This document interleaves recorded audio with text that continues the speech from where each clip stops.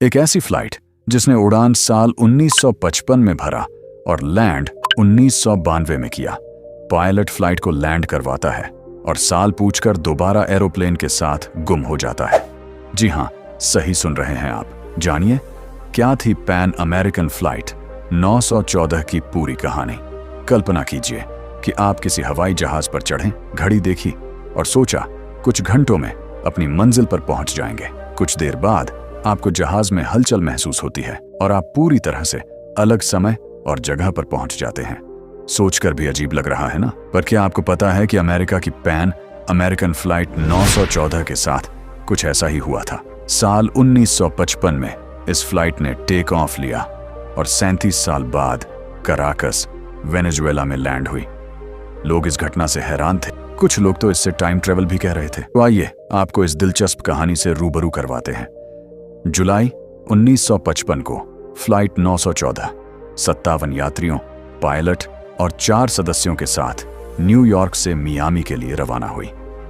केवल 3 घंटे की उड़ान के बाद यह विमान अचानक राडार से गायब हो जाती है और अपने लक्ष्य तक पहुंच नहीं पाती है। एयर ट्रैफिक कंट्रोल सारी कोशिशों के बाद भी प्लेन से संपर्क स्थापित करने में नाकाम रहता है। ऐसा लगा मानो विमान हवा में ही गायब हो गया हो। यह रहस्य दशकों तक पहेली बनकर रह गई थी। आइए सितंबर 1992 में कराकस, वेनेजुएला में प्रवेश करते हैं, जहां एयर ट्रैफिक कंट्रोल को राडार में एक अज्ञात विमान के सिग्नल मिलता है। इतने ही देर में एयरपोर्ट से कुछ दूर एक विमान दिखता है जो काफी पुराना सा नजर आ रहा था। इस रहस्यमय विमान के पायलट ने टावर से संपर्क किया और अपनी पहचान पैन एम फ्लाइट 914 के रूप में बताई, जो मूल रूप से न्यूयॉर्क से मियामी के लिए साल 1955 में रवाना हुई थी। सारे कराकस में कोहराम मच चुका था।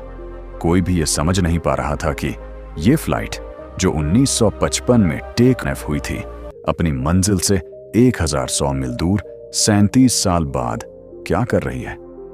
लैंडिंग के बाद जब पूछताछ शुरू हुई तो पायलट की प्रतिक्रिया ने भ्रम की स्थिति को और बढ़ा दिया।